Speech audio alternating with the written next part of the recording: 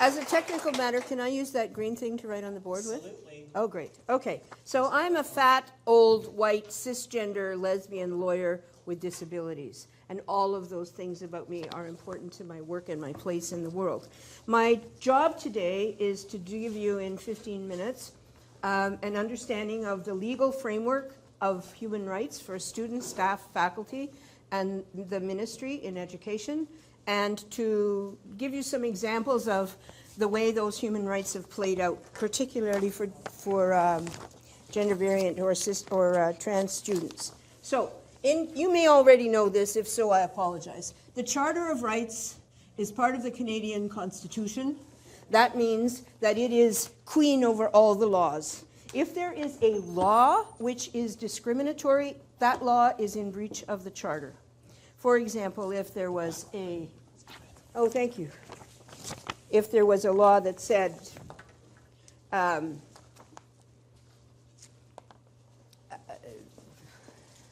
have to have brown hair in the School Act, that law would be struck down as being contrary to the Charter. In addition, there are human rights laws in BC and federally.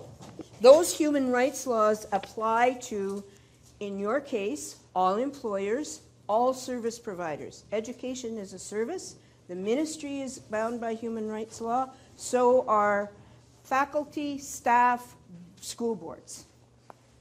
All human rights legislation prohibits discrimination on enumerated grounds, typically sex, sexual orientation, and in BC, gender identity and gender expression.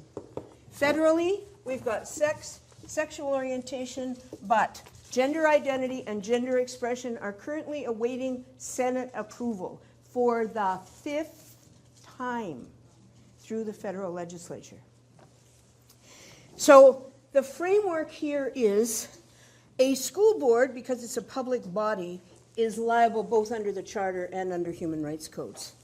And the school boards are vicariously liable for the actions of its staff or students, actually. If students endanger bully other students, then the school and school board are liable because it's their duty to maintain a harassment-free, bully-free workplace.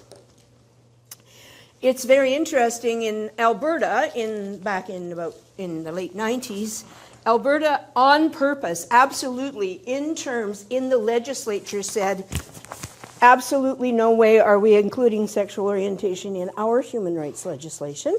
Those fudge packers have no right to be here, essentially. They compared in the legislature gay people to Jeffrey Dahmer, who old people like me will remember as a cannibal.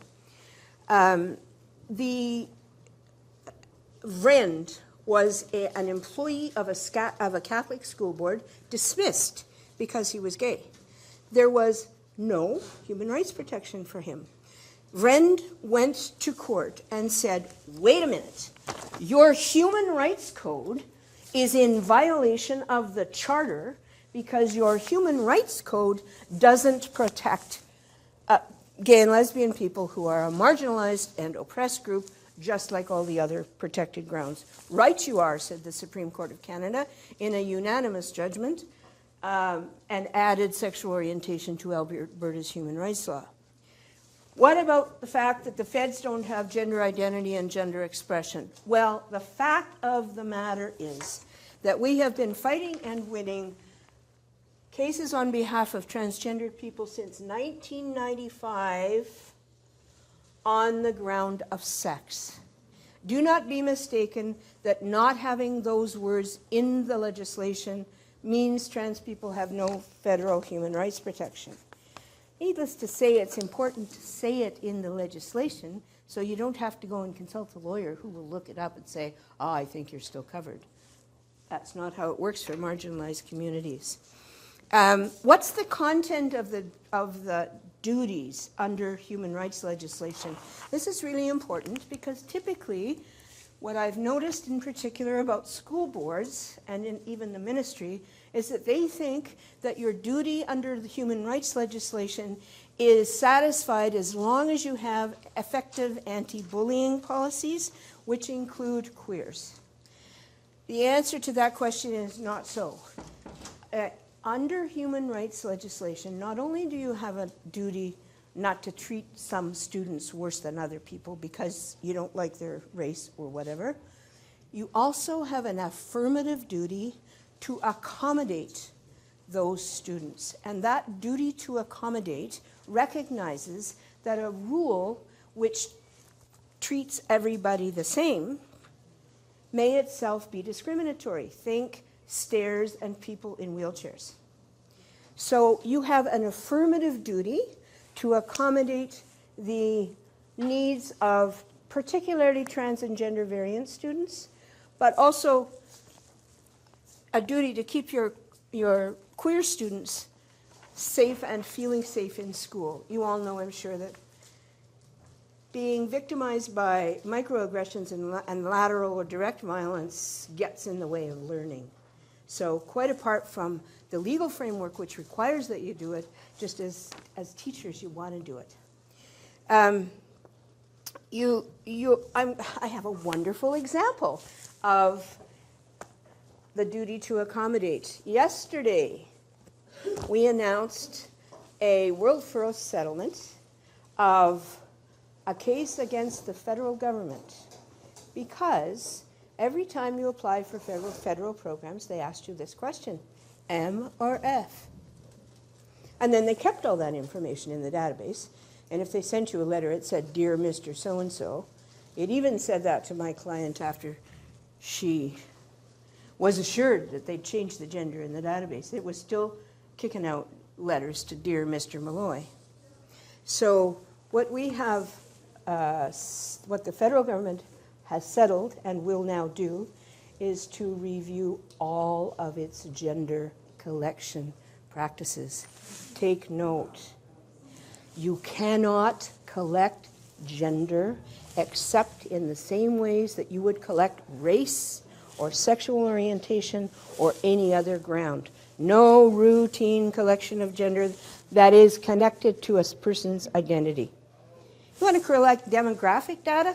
Great, go for it. We need that data, and of course, the gender data has to include trans people, but as this will explain in more detail, no, you can't in terms of collecting, segregating, etc. You also have duties to make appropriate washroom reuse, to respect the pronouns that people want to use, to support people who are transitioning, to keep your students' gender identity issues private from their parents, if that's what they want. Because not only are those matters of human rights, they're also a matter of privacy law. That's what I'm going to say today, and I think have I taken more than my 15 minutes? Is Glen here yet? Oh, yay. Your audience. Yeah, see, I was supposed to be after Glen. And what I said to Glen was, take all the time you need. And then Glen met the parking garage. But the roof is lovely up there. So the person going 15 kilometers an hour in front of me through the parking garage, however, is not lovely. So just to be clear about that. Very frustrating. I know there's a long way to go up. For those of you who are not familiar with Glen, or don't know Glen, he is the president of the BCTF, the BC Teachers Federation, and a longtime friend of mine, and has been working in this area, SOGI education, for many, many years. Glen was actually one of the first consultants at the Vancouver School Board, the anti-homophobia diversity consultants back in 2004, 2005. And then before that too. Yeah, so ad hoc basis. Prior to when I was there, Glen and Jody did the role.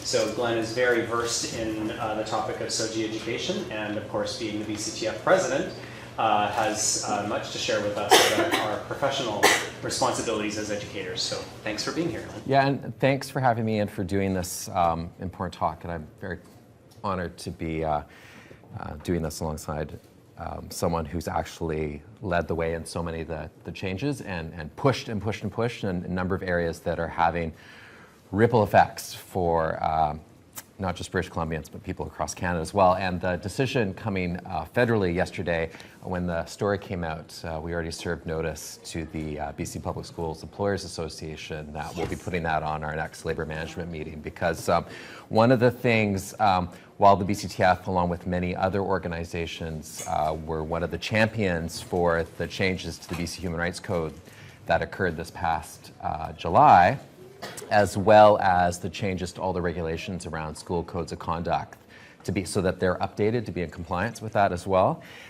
We've sort of put it not just to the K-12 public school employers, but also to the Public Sector Employers Council in general. It's important that these changes were made in the code. So what's the plan going to be now proactively, so that the individuals who are providing the public services, not just in K-12, but post-secondary, across government services, understand what the spirit and the intent of that is. So we're not just sort of reacting to complaints when they come forward, but making sure that we're proactively building inclusive cultures and equipping people with the skills and the insight, taking people from where they are and bringing them even further, and so that we never run into problems in the first place. And it's whenever I've raised this, it's become very clear that they weren't planning for that part. So we've added some words to the code. Hooray, extremely important, long overdue. A major about face from a government that 12 months ago would have been saying it wasn't necessary, but clearly it was. So now what are we actually going to do about it? And so, my domain is K-12 education, but the same should apply across all the public services. And to date, we haven't had a follow-up conversation on that, or at least none in which I've sort of got a reply to some of those queries, but we're going to continue to push, and the decision coming federally yesterday provides another opportunity to do that. But what I was going to do is sort of take a little step back, back to a case that actually emerged out of Surrey. Many of you are probably familiar with the book banning that occurred there. And while it might not be specific to accommodating trans youth or trans member of school communities in particular, it does get at the heart of the tension between values that might be taught at home versus the onus on a public school system to maintain both a secular and non-sectarian environment while at school, and also err at all times on the side of inclusion, regardless of what a child's families might be, the values they might be instilled with at home, and where those two things collide. And that was a case that never should have happened. The Surrey School Board itself spent over $1 million on legal fees related to it, and I know funding was different at that time, but it's a shame to think what that money could have been spent on instead, like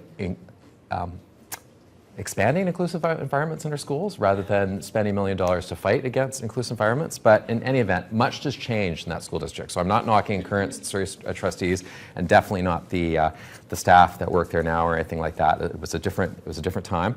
However, it still never should have happened. And unfortunately, I think in the current context, as we sort of push to make our schools to meet their duty to accommodate for trans youth and gender non-normative youth, and as well as the staff and families that are in the system as well, there's going to be some things that we bump up against. And so we are trying to do our part as an organization, as we do in numerous areas, whether it's Aboriginal education or on homophobia as a distinct topic, or in the area of fighting back against misogyny and sexism in the school system, that we're taking concrete steps to develop and make available training for our members, look at our own practices to make sure that we're updating them, and then pushing the province and school districts to sort of get up to speed on their things too. But the Supreme Court of Canada, at the end of that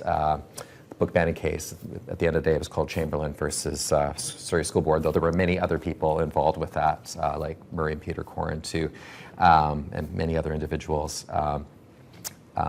Chief Justice Beverly McLaughlin, in her majority decision, talked about tolerance as always being age appropriate.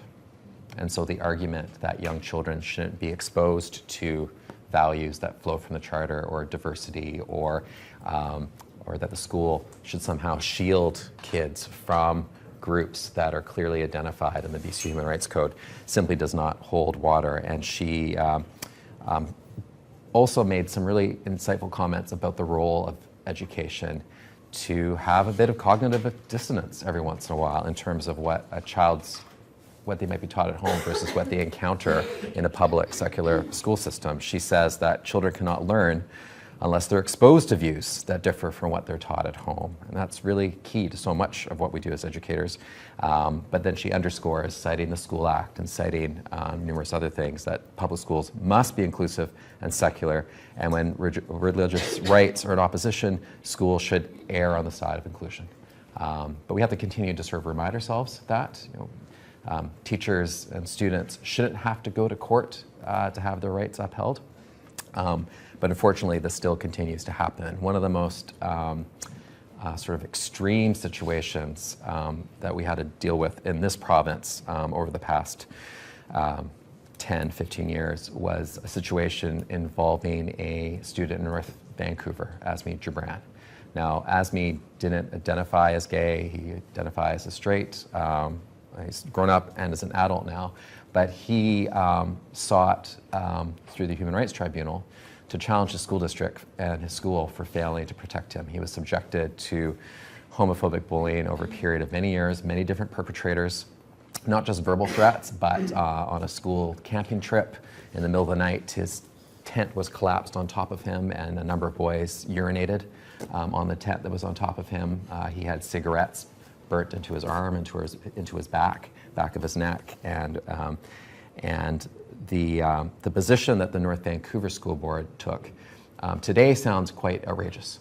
And perhaps it sounds outrageous now because of this case. They took the position that they, as the school district, and Handsworth Secondary School, where Asmi Gibran attended, can't possibly be responsible for all the behavior of their students.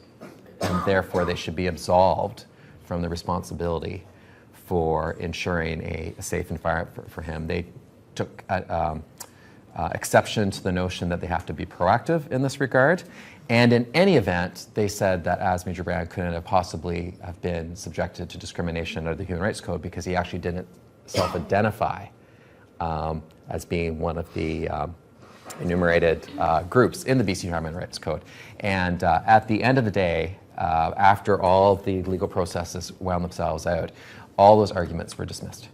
And in fact, the courts and the Human Rights Tribunal were quite clear that no, absolutely anyone could be subject to homophobic discrimination and bullying, regardless of how they self-identify. And so the same would be true with transphobia or any other sort of form of discrimination. The school system absolutely did have the obligation to be proactive in creating inclusive, non-discriminatory environments. It's not good enough to just respond to when things happen. And furthermore, the school district and the school actually did have the responsibility to protect Gibran against the swarming and other things that were going on from the students. There wasn't sort of this wall between the students and the school. And it's an extremely important case.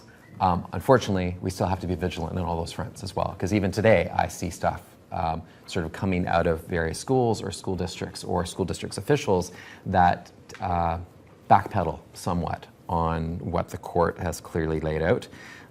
Again, Mr. Gibran never should have had to take a school district or a school to the tribunal or for this to play itself out, nor should tax dollars have been spent fighting against Mr. Gibran.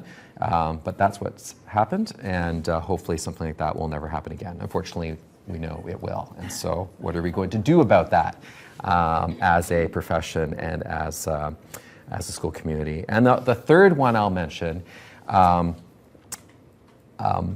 because it relates to things that still show up at the teacher regulation branch and is very pertinent right now. I'm mindful of some of the comments coming out of the debate in Ontario around pronoun use and some of the ridiculous stuff that's being cited there. But back in the early the first decade of this millennia, we had a member, he was a school counselor in Quesnel, a man by the name of Chris Kempling.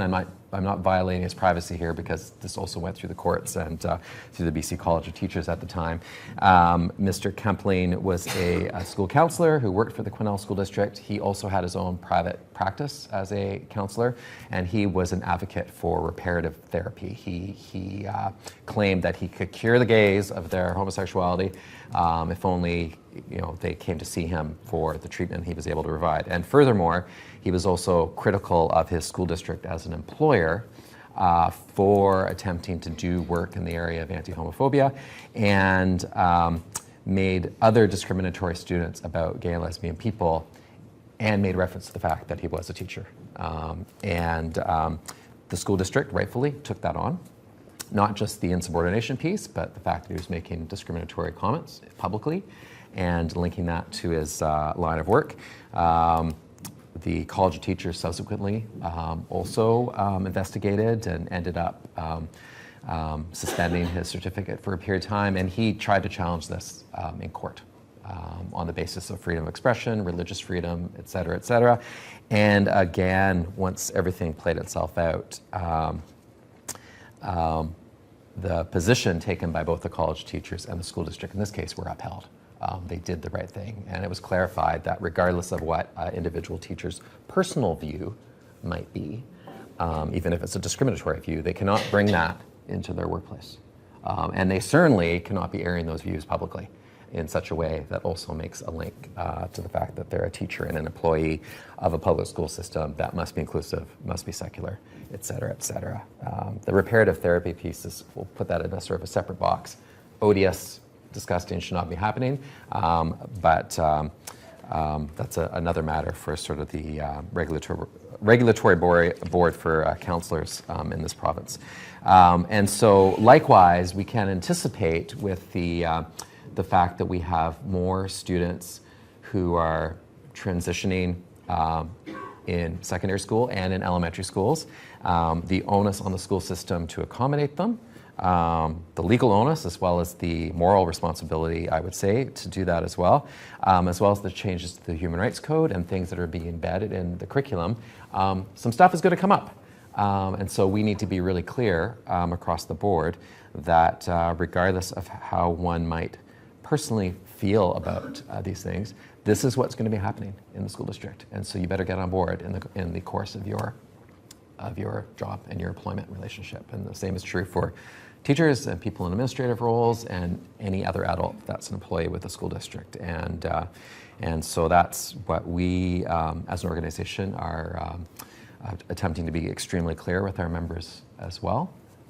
We've been proactively trying to update numerous of our statements on discrimination and inclusion even within our organization over the past few years, and are planning on bringing something, sort of a big declarative statement in this regard to our annual general meeting coming up in March. But it's still a long way to go. We have 60 school districts around the province, and what people have access to is hit and miss around the province. Jobs like the one that Steve and I had at the Vancouver School Board only currently exists in 9 school districts around the province, and that's new.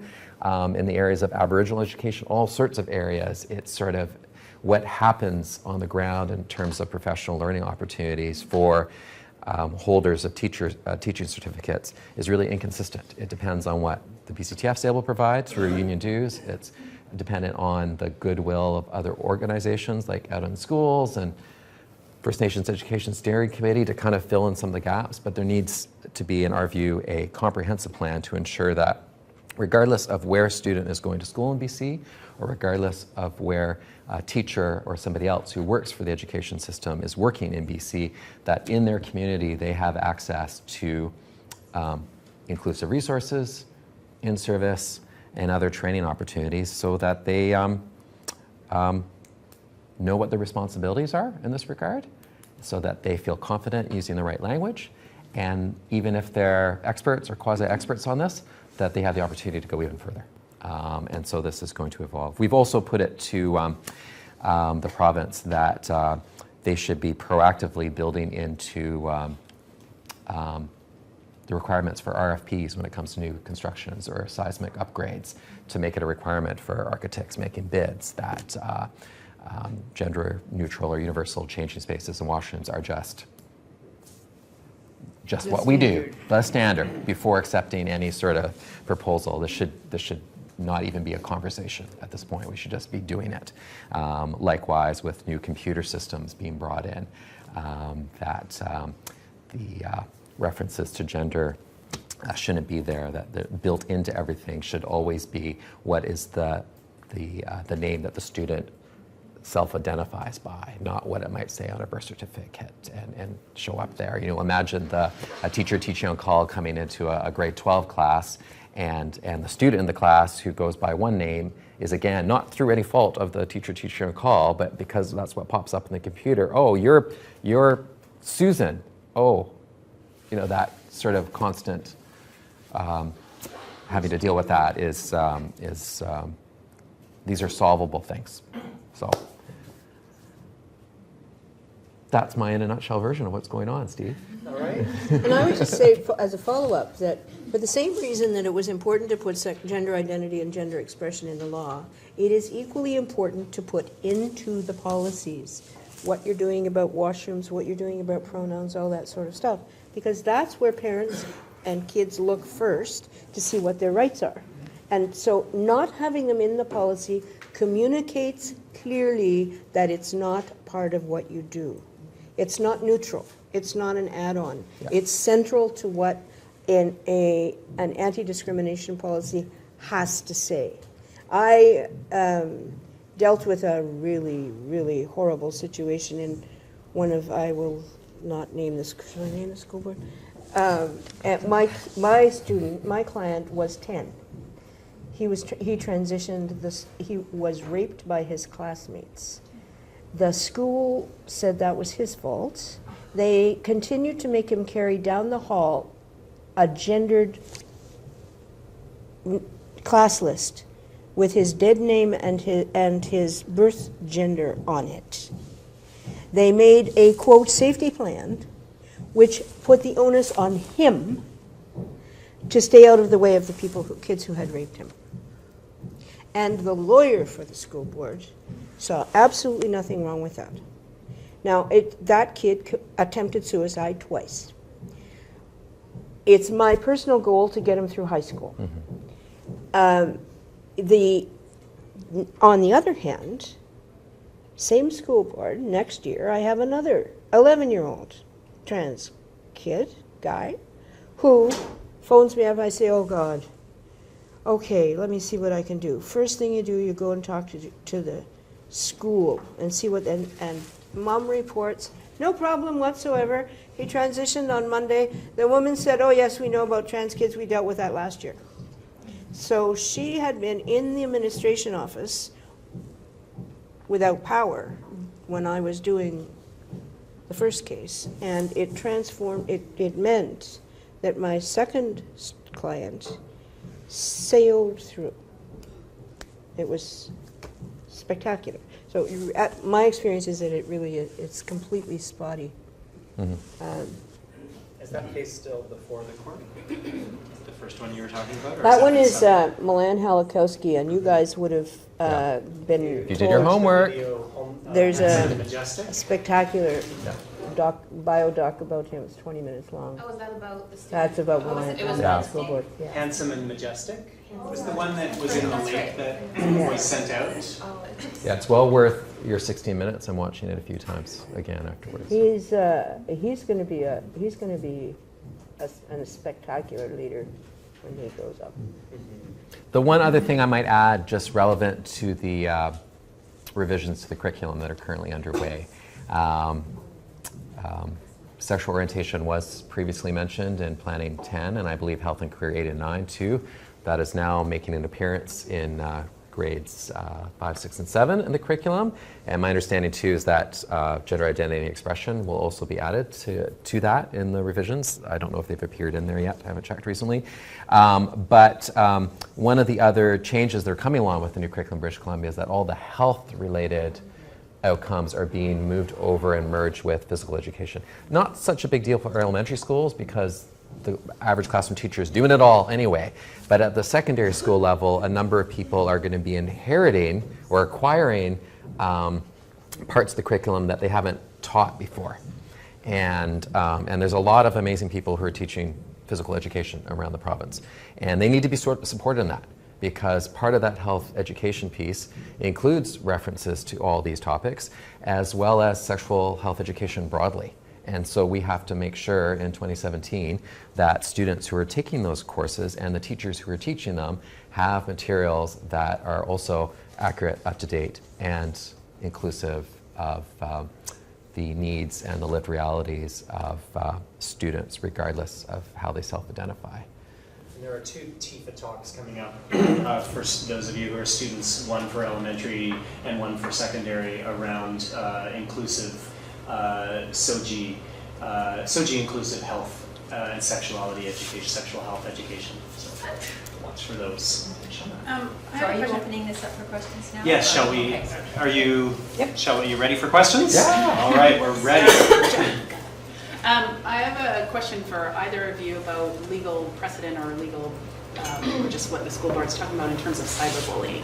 So I know there was a case recently in Ontario where somebody took a picture in a change room and then posted that. So that is happening in school space, but of course cyberbullying doesn't. So when there is these kind of issues, what do we have? I mean, what's happening, I guess? Analytically, if one student is bullying another in school, and the school board is able to say that student did that thing, then the school board has a duty to keep the space safe, and that would involve discipline or whatever you do with bullying students. The trouble with cyberbullying is it's often anonymous. It's really hard to prove all kinds of elements about it. So it's one of the most difficult areas.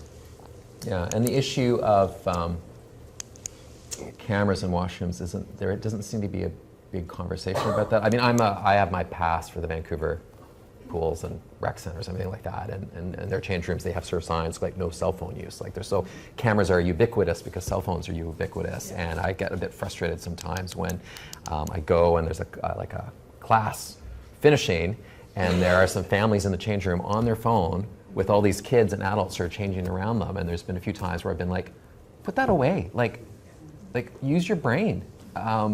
And sometimes people are like, oh yeah, duh, and then other people get really offended about the fact they're being, put your phone away, you're in a change room with naked people, including minors. But in terms of what school boards are doing, I'm not sure if there's sort of a similar kind of attempt to sort of like, leave that stuff in your locker, it doesn't belong in these, and so it's kind of worth looking into because it's very easy to video or film somebody, and then it's extremely difficult to ascertain where it comes from. Start with the D. Yeah. That's how that works. Oh, good. I'm glad you're all clear about it. So thank you both for being here today, and thank you for all the work that you do and have done. So I'm going to make a couple of comments, then I have a question.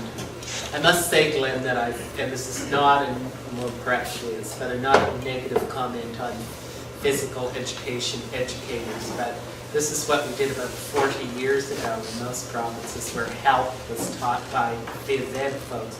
And we tried to get it pulled apart because we thought health was relatively important. And so my fear trigger went up, and it's the first I've heard of that, so I just parked that. The second one is I'm really glad you said the issue about architecture. Here at UBC we've had 74 new buildings built in the last 10 years, and my favorite verb is infiltration. So being able to be at some of those tables when we were building our own new building and trying to infiltrate that conversation with architects who had thought, where's this coming from? So I just raised that because it's so important, I think, for all of us to think about the multiple kinds of places, not just with teachers and students in schools and so on, but at many, many tables. Okay. I was just talking with my colleague, Dr. Carr, about how we know how to infiltrate the dean's table, not always successfully in this province, to think that we might be able to have an influence on the education of educators in the 9 faculties and schools of education in the province of British Columbia. The one I worry about, and it's about policy and stuff, I'm also surprised that we have a body called the Teacher Regulation Branch. The deans, we can influence there, but it seems to me that the Teacher Regulation Branch that sort of sets the standards and governs our programs, rather than concentrating on the math methods outlined and seeing whether it's done correctly, might have something to do with this kind of issues, especially when it's legislation, Margaret, in the Human Rights Code. So what can you imagine how that, because it's part of the ministry, then I know that's not your jurisdiction, Glen, but how does that reach into that area? Because that, it seems to me, is absolutely critical. Well, speaking as an organizer, the way, what I do is I file a human rights complaint. And I say, those regulations are deficient because just like in VREND, the omission of those kinds of things contravenes the Human Rights Code. I do that without particular regard for whether ultimately I would be successful, because it's an excellent pressure tool. And talk to me, because I can tell you VREND is a really, really, really good precedent for that. And so then you're armed with something more than your opinion. You're armed with the legal duty. You say, don't we have a legal duty to do this? Yes, we do. So I'm available to be quoted on the subject. The piece I might add to that is, we're very concerned too about what supports are available piece, right? Because it's having clear regulation and extremely important. But then on the ground, what is to be done to support the 72,000 holders of a teaching certificate working in this province to help get them there, including the ones that are really keen but are holding back because they're afraid of saying the wrong thing. The ones that don't think this is their responsibility at all and need to understand that it is, and the ones who are already superstars and providing opportunities to help these folks.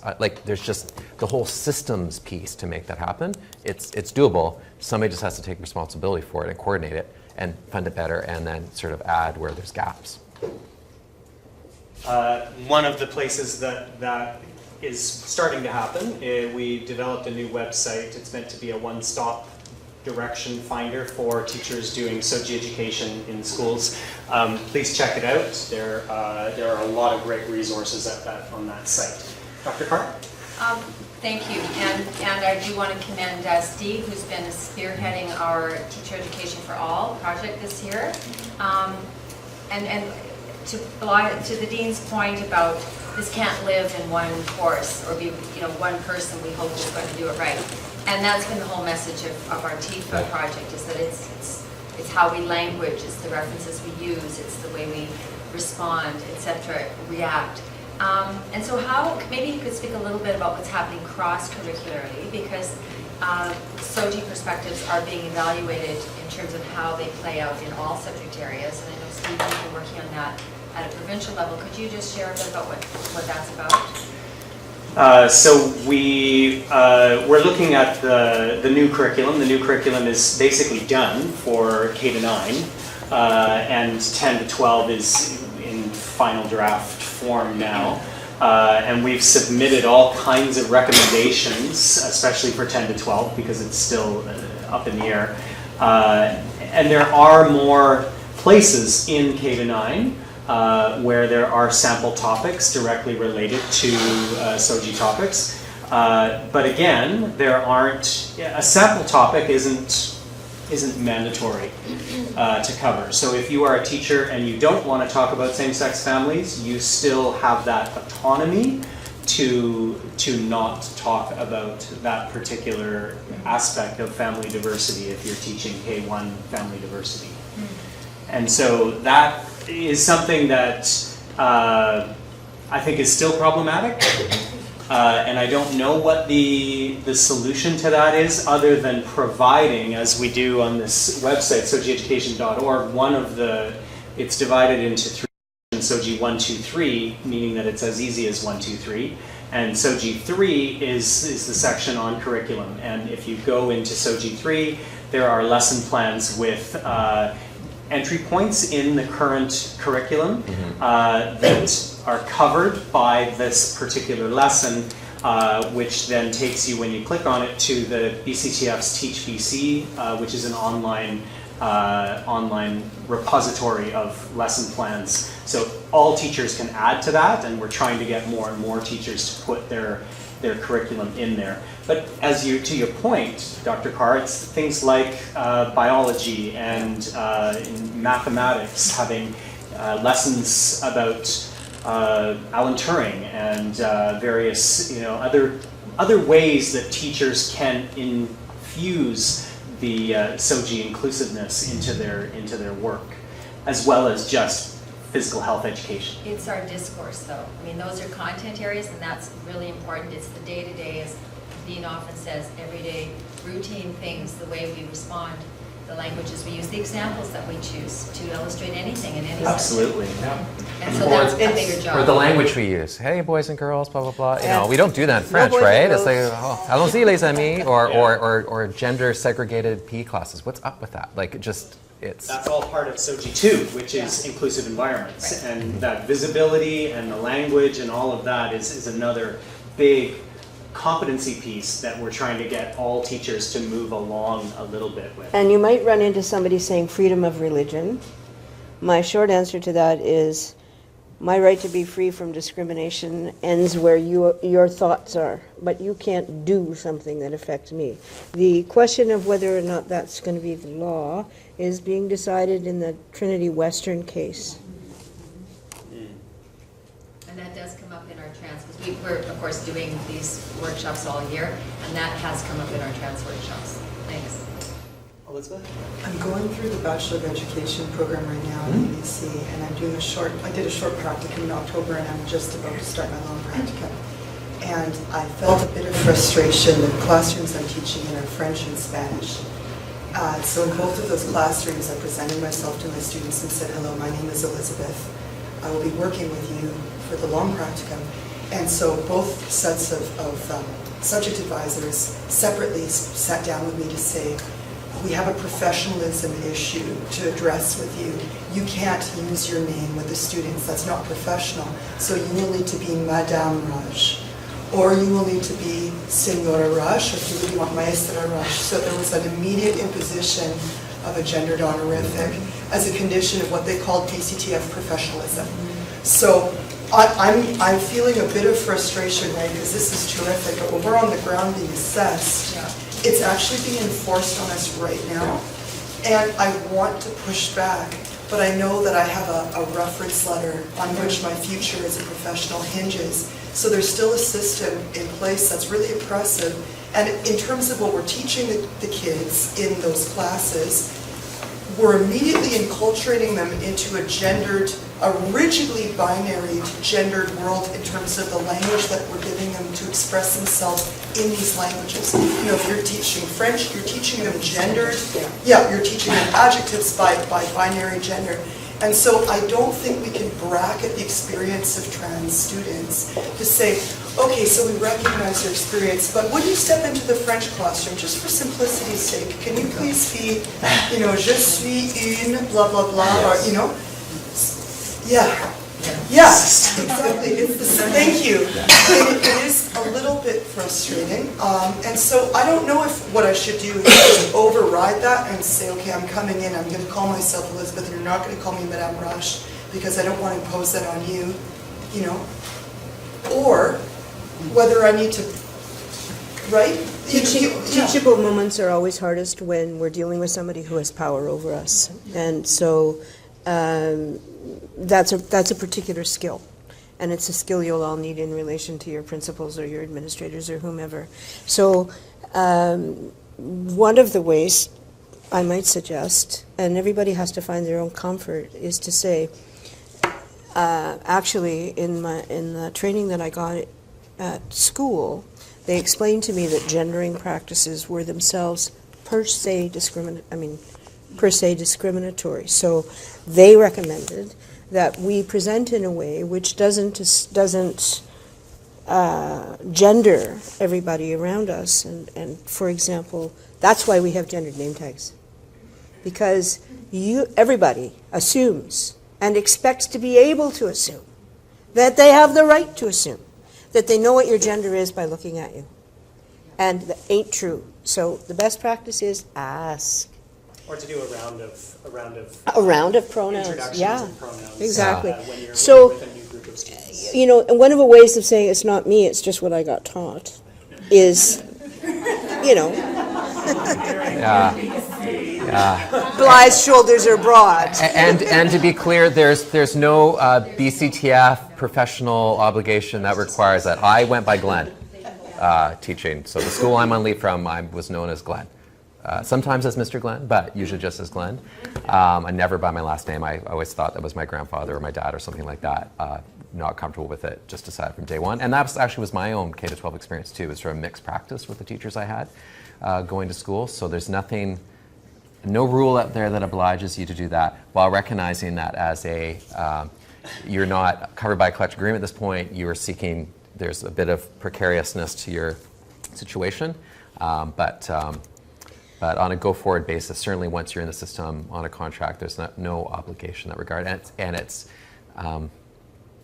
another thing I would say, just as allies and activists, is even if you don't do this, but say, that's interesting, because what we were taught was X. Yeah. Every intervention like that makes a difference, whether or not you are actually insisting on change at that moment. Don't think that you didn't do anything if you just said, that's interesting because we were taught thus and so, without,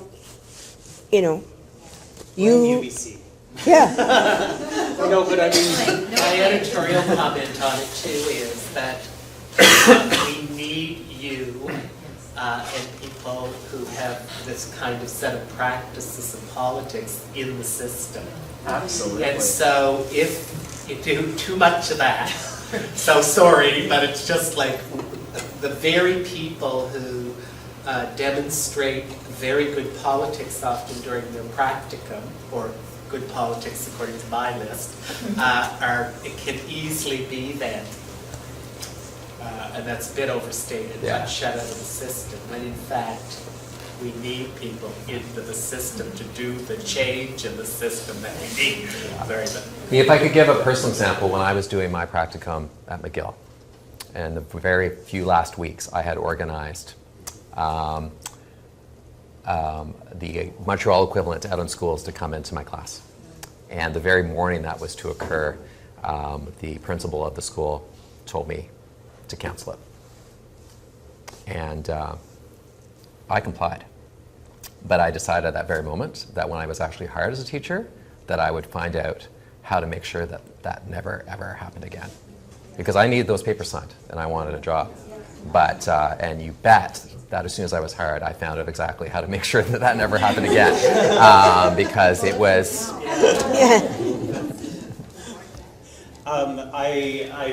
I'm recognizing that we're at our time of 1 o'clock, and some of you probably do have other classes and engagements that you need to get away to, and I want to honor that. So I want to just say thank you, a very heartfelt thank you to both Glen and Barbara for sharing your knowledge and vast experience with us today. I hope that everyone has gained a lot from it and has the fortitude to go out and keep at it, because every little step does make a difference in the lives of students and in our society. So thank you for all that you do, and thank you both Glen and Barbara for being here today.